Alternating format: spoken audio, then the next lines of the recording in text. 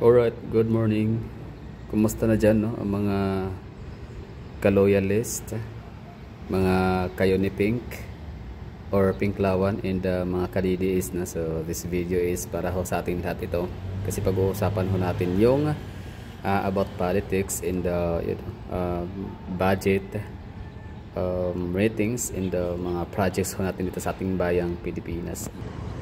So, andyan sa natin caption yung utang ni Tatay Digong na malaki din trillions, at saka kay kaya PBBM na trillion So, yung caption natin dyan sa thumbnail and title is kumusta na ang Pilipinas baon na sa utang ang ating inang bayan So, lubog tayo sa pagkakautang natin. So, grabe yung itinaas ng national debt ng PBBM administration compare sa mga nagdaang mga presidente.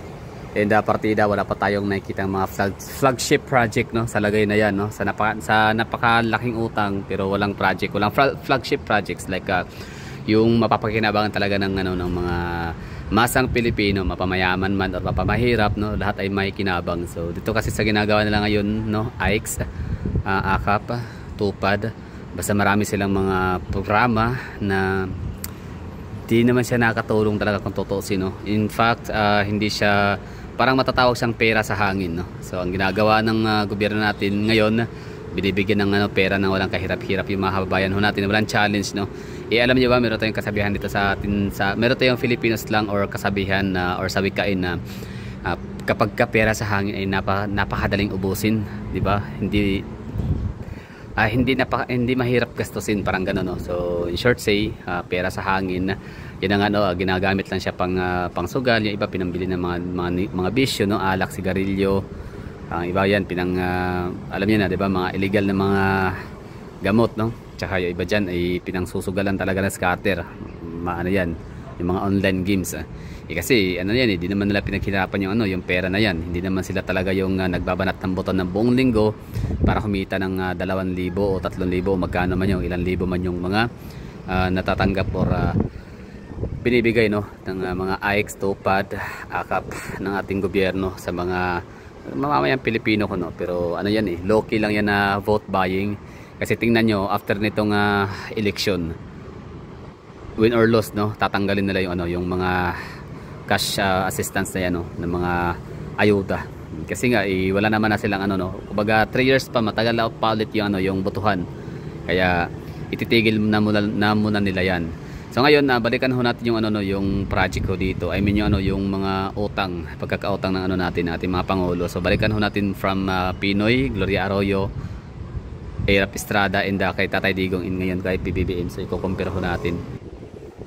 So ito pa lang tungkol sa mga pagkakautang ng ating mga pangulo, mga nagdaang pangulo, tsaka yung ating pangkasalukuyan na si PBBM. Ay nakita ko lang siya sa post ni Rowena Guanzon. Si Rowena Guanzon is isa yan sa hindi man siya critic most of the time, pero siya, kilala si Rowena Guanzon as member ng Dilawan or Liberal Party na ngayon tawagin na natin silang Pink Lawan So in short say, opposition itong si Rowena Guanzon sa panahon ni Tatay Digong, at ngayon din naman opposition pa rin siya sa panahon ni PBBM. Like wala akong nakitang napaka-consistent na opposition na kapag may mali ang administrasyon, meron siya nakitang hindi maganda or yung parang hindi tama na mga decision making ng natin gobyerno, talagang nagsisigaw siya talaga nagrereklamo ito si Rowena Guanzon. At dati din siyang commissioner din siya, and critic talaga siya ng opposition talaga siya. Pero this time ang maganda kay Rowena Guanzon is hindi siya kagaya ng ibang mga Pink Lawan na tikom ang bibig ngayon sa problema ng ating bansang kinakaharap, dahil nasa ilalim ng pamumuno ng ating PBBM tsaka ni House Speaker Martin Romualdez. Anyway, so ito yung kanyang post about sa in just 32 months Marcos Jr.'s borrowing binge surpasses that of all his predecessors. So ibig sabihin nun Dito ho sa larawan sa picture ho dito is meron dito si Joseph Ejercito Estrada. Nagkakautang ho siya sa kanyang time, although maliit lang, no, 583 billion. I-compare sa syempre sa ating mga nagkakautang nating mga pangulo. I-compare kay Gloria Arroyo, kay Benigno Aquino, kay Tatay Digong, and of course kay PBBM. So maliit lang talaga itong kay kay Joseph Estrada. Palibasa kasi 3 taon lang siya na namumuno, tama ba? Or nakaupo, or 2 taon lang ba as a president. So yan yung yung rason. Anyway, pangalawa tayo dito kay kay Pangulong Gloria Arroyo, no. So meron ho siyang pagkakautang dati ang ating bayan under sa kanyang administration ng 1.4 trillion. Tapos si Benigno Simeon Aquino naman, in fairness kay Gloria Arroyo sa loob ng 10 years niyang namumuno, napakalit na kanyang utang, ng kanyang pagkakautang. Pero alam nyo ba na hindi ho yun ibig sabihin na maliit ang utang is excellence ka na, no? Kumbaga pagka ibig sabihin ho nun, hindi siya masyadong gumagawa ng mga infra projects, or di ko alam, no, kung hindi lang naman kasi infra projects yung pwedeng mapagagastosan ng pera ng bayan, no? Para umutang at para hindi lang mga infrastructure project, no, yung rason bakit nagkakautang isang bayan. So hindi ko alam, no, sa time ni Pangulong Gloria PJME, no, sa mga nakakaalam diyan, kasi sa time niya kasi medyo pa ako niyan, medyo mura pa talaga edad talaga niyan, hindi like pa lang, parang young adult pa lang, no, so hindi pa masyadong aware about sa pangyayari. Basta ang alam ko lang, napakababa ng ratings ni PJME. So siya isa yung pinakabugbog sarado talaga, no, durog na durog itong si PJME sa kanyang panahon, kasi hindi pa uso ang social media that time. So lahat ng mga narratives ng kalaban ay siyang ma-feed nila sa sa publiko, no. For example, kumbaga machinery ng kalaban dati ni PJME is yung ABC, mainstream media, which is pinaka the one and only, no. Walang ibang source of information ng mga tao. So nakarely lang talaga sa tabloid, radio, and TV. Anyway, so let's go to so in fairness kay Gloria PJME, 1.4 million lang ang kanyang utang 14 years. Pero so parang hindi ko alam kung bakit hindi siya umutang, no. Ibig sabihin mayaman ba ang Pilipinas that time? Marami tayong kapirahan. So pwede, no, pwede rin. Okay, let's go to Benigno Simeon Aquino. Ito si Benigno Simeon Aquino. Ito yung dito, naririnig ko lang din sa mga bali-balita dati, hindi pa naman ganun karampant yung social media users dati sa time ni Pangulong Pinoy, no, like 2009 hanggang 2015. So hindi pa ganun karampant yung social media, although pa lang siya, no, booming pa lang. Okay, so ang utang ni Benigno Aquino, no, ni Pinoy is 2.4 trillion. So ibig sabihin ho nun, malaki na rin yung 2.4 trillion para sa actually marami din siyang projects, kaso nga lang mga incomplete, no. So good thing na lang talaga is maraming mga proposed na mga projects itong si Pinoy na sinimulan. Ang nagsimula at nagtapos ay si Pangulong Duterte, na meron naman iba na hindi natapos kasi ay may mga project niya na hindi kayang tapusin, no, sa loob ng 6 na taon, kaya ayun, na-extend ngayon hanggang sa kay PBBM. So may mga proyekto pala marami si Benigno Simeon or si Pinoy, pero yun nga lang, mostly nakabinbin, nakatiwangwang, no, tsaka yung tatae ka ng na para maghahawak-hawak kamay, no, parang conference yung sa ang tawag dito sa may train, no, yung ba tawag doon, PNR, Philippine National Railway, basta yun yung nagkokonekta from Tutuban ng Manila papuntang Calamba ng Laguna. So kung familiar na yung lugar na yun, no, so you know when you know. Anyway, so 2.4 trillion, malaki na rin yun para nga sa mga kukunting lang project mo. Puro pangakong napako, no, itong si Benigno Aquino Pinoy. Meron nga siyang sinabi dati na kapag hindi matapos yung kanyang proyekto na extension ng LRT, extension hanggang Cavitex, ay magpapasagasa sila ni John Abaya ba yun, yung kanyang Department of Transportation Secretary. So dalawa silang mapapasagasa. So ayun, wala namang hindi naman natupad. Anyway, so let's go to PDOTS, no, kay Tatay Digong. Meron ho siyang pagkakautang na 4.42 trillion. So ibig sabihin parang halos nasa mga 90%, no. Ibig sabihin almost times to, no. Halos doble yung yung pagkakautang ni Tatay Digong. Ibig kumbaga parang times to niya ang utang ni Pinoy. Pero ang maganda sa panahon ni Tatay Digong, marami kasi siyang nagawang mga proyekto, yan, no. 4.42 trillion. Marami siya nagawang proyekto, marami siya mga flagship projects all throughout the country, hindi yung hanggang NCR and Calabarzon Region 4A in Central Luzon lang talaga yung pinapaganda na very common sa ating mga pangulo, no, ng mga nagdaan, kasi trapo kasi madalas karamihan ng mga ano natin mostly, no, I don't know kay PGME, no, hindi ko alam kung trapo ba siya, basta grabe. Kayod ng kayod si PGME na mapabuti ang Pilipinas, yung ekonomiya talaga dati, pero ang kanya namang mga opposition wala ibang ginawa kundi kayod ng kayod din para mapatalsik siya or ano man para yan bumaba ang kanyang rating. So yun, kawawa yung kawawa ang Pilipino, hindi naman talaga si PGME kawawa at the end of the day, no? It's us Filipino citizen. Okay, let's go, balik tayo kay Titay Digong. So meron siyang pagkakautang na 4.42 trillion, doble halos, almost times 2 sa pagkakautang ni Pinoy. Pero yun nga, ang challenge kasi doon sa time ni Tatay Digong is maraming paggagasusan. For example, yung vaccine.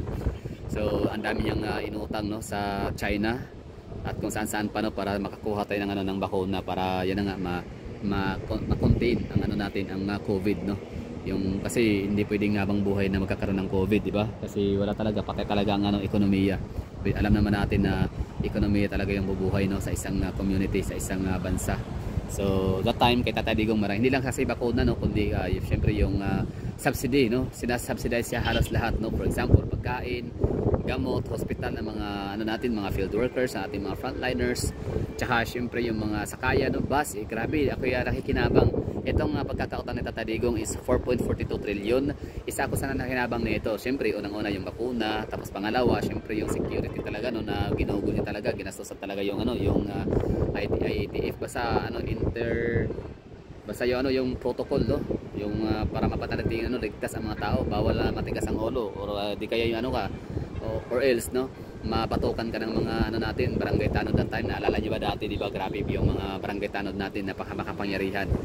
Kasi yung batas kasi ni Tatay Digong in-extend niya, no. Meron siyang parang executive order na presidente hanggang sa kumbaga parang binigay niya, hindi man siya martial law, no, pero parang low-key siya na martial law pero in good way, no, yung kumbaga parang ang kapangyarihan that time is nasa sundalo, kapulisan, task force, basta pati hanggang down to barangay tanod, no. So, ang barangay tanod that time is super powerful talaga, sila respected hanggang ngayon, no. Totoo lang, kapag ako nakita ng kapag may mga checkpoints or may mga curfew or mga roving tapos mga barangay tanod, for example madaling araw dito sa Davao City, kasi sa may nakakaalam, Davao City is meron tayo dito mga barangay tanod na nagro-roving talaga, nagro-ronda sa madaling araw, no, sa mga lugar-lugar, lalo sa mga iskiskinita. So bawal kang magkamali, ibig sabihin pagka may interrogation or basta wag kang magpakita ng kahina-hinalang mga galaw at pagkilos, kasi pwede ka talagang may interrogate ng mga barangay tanod. So hanggang ngayon, no, medyo hindi naman takot, pero parang bit-bit ko pa rin, kumbaga nakasanayan ko na kapag barangay tanod, hindi pwedeng ismulin, wag mo sabihing attack dog, di ba, barking dog o ganoon, parang asong tota, no, ganoon, no, puppet o ano man dyan, nagkatahon, kasi yung mga yan ay makapangyarihan yan, no, party pa rin ng natin yan, ng ating security. Anyway, so yun ang bali, isa ako sana kinabang sa time ni Tatay Digong. Yun, napakarami talagang ginawa ni Tatay Digong, no, na yung mga ayuda, no, grabe yung ayuda, yun ang tamang ayuda, kasi naman talaga hindi makakakilos lahat. Kapag kasi isang bagyo, pag binagyo ka lang, nilindol yung isang, hindi naman kasi buong Pilipinas binabagyo, hindi naman kasi buong Pilipinas ay nililindol, hindi naman talaga buong Pilipinas ay nasunugan, So kapag may mga ganyang mga natural calamities, yung isang community lang declared sila ng state of calamity. Ibig sabihin wala na silang kakayahang mag-function, kaya to the rescue ang national government, no. So ang mga tao naman ay mag-aambag-ambaga, no, from Mindanao, mostly ang Mindanao, Davao/Mindanao talaga yung pinakamalakit ang bag sa mga kunyari mababahaan, mababagyan itong mga taga Mega Manila. Isa tayo sa may pinakamarami kasing pagkain, ang dami nating kahit paano, hindi man tayo mayaman ng mga like hindi tayo kagaya ng mga taga NCR na tawagan ay elitista, mga socialites, di ba, mga mga rich kids, no? So okay lang ang mga taga Mindanao. Pero hindi tayo dito gutom, like ibig sabihin wala tayong malayo tayo sa parang sandok, no, sa gobyerno natin, kasi nga almost forgotten, no, ang Mindanao. Lagi na tayo nananatili tayo sa status natin na the land of promise, no, puro promise na talaga. Every election, no, pinapromise na tayo na bibigyan tayo ng mga proyekto, national projects, no, babudgetan tayo ng national funds para sa natin, para kung ano namang mga proyekto na makatulong para mas lalong mapapalago, matutulungan yung ating ekonomiya sa Mindanao at syempre yung katahimikan, no? Yung peace and order. Kaso wala hanggang pangako lang. So talaga si Tatay Digong talaga rin nakatikim ng mga proyektong napakadami, very useful, and at the same time yung matagal ng pangarap ng mga taga Mindanao na katahimikan. Yan ang ano, siya lang nagpirma ng Bangsamoro Loba sa BOL. Anyway, so napapalayan na tayo, no? Balikan na natin yung yung budget, yung pagkakautang ng Pilipinas. So kumusta ng mga Pilipino, kumusta na tayo diyan mga loyalists, kumusta mga DDS, kumusta ang mga pinklawan, no? So ano nangyari sa bayan natin ngayon? Bakit tayo nagkakautang ng ganito? Ano bang nangyaring ano bang mga proyekto na pinagugugulan nitong kay Ferdinand Bongbong Marcos? Meron ho siyang 4.64 trillion. So wala silang halos pinagkaiba ni PRD, no? Pero isipin natin itong time frame kasi, itong 4.42 trillion na pagkakautang ni kay Tatay Digong as president, no? So nagkakautang ang Pilipinas under his term ng 4.4 trillion kay Tatay Digong. Kaya PBBM naman is 4.6 trillion. So ibig sabihin mas malaki pa ang pagkakautang ng Pilipinas under sa term ni PBBM kumpara kay Tatay Digong na sa loob na 6 years with ang daming challenges, plus ang daming mga build projects, ang daming mga ginagawang regional development projects sa Tatay Digong, no, under the build project program. So dito sa Davao City pa lang marami kami dito meron kami isang proyekto dito. Ito yung Davao Expressway or Davao Bypass Roads, no? Kapag sinabing Davao Bypass Roads Expressway, so kasama na yun yung aming expressway from Sirawan to Ril all the way to Barangay GP Laurel ng Panabo City. So bypass road ho yun, ibig sabihin ho yan, dadaan ho yan sa bulubundukin na yan, no? Kabukiran. So di ba alam niyo yung bukit na yan, yung bundok na yan, so diyan dadaan yung hindi niyo makikita kasi nga may bundok likod pa niyan, basta napakalayo, no? Hanggang sa GP Laurel ng Panabo City. So sobrang taas ho nun. Tapos pangalawa naman is yung mga flyovers namin ho dito, mga junctions, and of course itong aming coastal roads. Ito talaga ang pinaka most ambitious project talaga na ginawa na Tatay Digong sa Davao City, ang coastal road, no, na talagang magka-cut ng travel time from ilang oras from Toril hanggang dito Bago Aplaya, Barangay Bago Aplaya all the way to Barangay Jerome Agda, no. So siya, nasa mga 18 kilometer long. So talagang mapapakinabangan talaga natin yan. Lahat yan ay utang ho natin yan sa gobyerno ng China at kung saan pa, no. So yun po yung kasama sa 4.something trillion ni Tatay Digong na utang plus pandemic, di ba? Samantalang kay PBBM wala ho siyang nagawang mga proyekto, wala ho siyang nagawang mga flagship projects. Kaya dito sa caption ni Rowena Guanzon, sabi niya, nasaan ang mga projects, asaan napunta ang pera, diba? So diba napakalaki ng pera, no? So kumusta ngayon loyalista? Let me know in the comment box kung ano ho yung magiging explain ho ninyo dito. Syempre wag niyong gamitin yung yung AKAP, yung AX, no? Kasi sa totoo lang hindi naman talaga yan makakatulong sa ating ekonomiya, diba? So kumbaga parang tinutolerate nila yung mga tao na wag na lang muna magtrabaho, no? Parang i-encourage sila, no, na wag muna magtrabaho, okay lang kasi meron naman kayo matatanggap na ayuda, no? Diba? So tsaka din yan low-key kasi yan na vote buying. Kumbaga advantage yan sa mga kongresista, no? Mostly ng mga taga House of Congress, sila yung talagang may kinabang dyan sa ayuda na yan kasi low-key nga siya na vote buying. Kung sino yung congressman, kaninong opisina ng congressman yung nag-abot ng tulong sa mga mamamayang mga kulang naman din talaga sa pinag-aralan, ibig sabihin may mga pinag-aralan pero uneducated. Ano ba yun? Yung parang hindi nila alam, although hindi nila mali na ginagago sila ng mga ng gobyerno natin ngayon, no? Hindi lang naman ngayon, marami pa naman, kahit siguro I don't know kung sa time ni Tatay Digong, pero andyan talaga yung yung set up na hindi pwedeng from national all the way to mga tao, no? Kailangan na ilalabi talaga dapat yan muna sa house opisina ng congressman para pagdating ng botohan ulit meron silang matatandaan na ay nga pala nakatulong pala. Kasi may mamimili, dalawa lang sila papipilian, di ba? So sino kaya iboboto natin, no? So si candidate number 1 or si candidate number 2, parang kahit pa meron siyang narinig na yung isa hindi naman masyadong kilala kasi nga hindi nga pasikat, no? So si candidate number 1 for example, tapos si candidate number 2 yun yung nakaupong congressman, no? Siyempre meron siyang opisina, may budget yan. Siyempre iisipin niya ng nakatanggap sa kanya na sa kanyang opisina, no, ng ayuda or anumang mga aids and finances.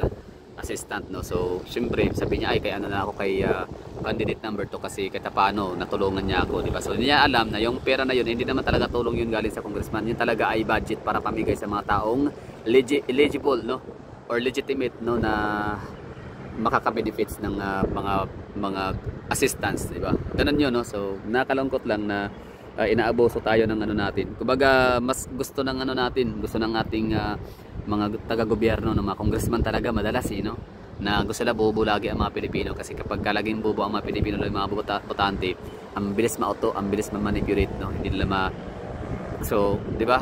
Yan, pakinabangan nila yun. So, mas gusto na bobo ang mga Pilipino forever.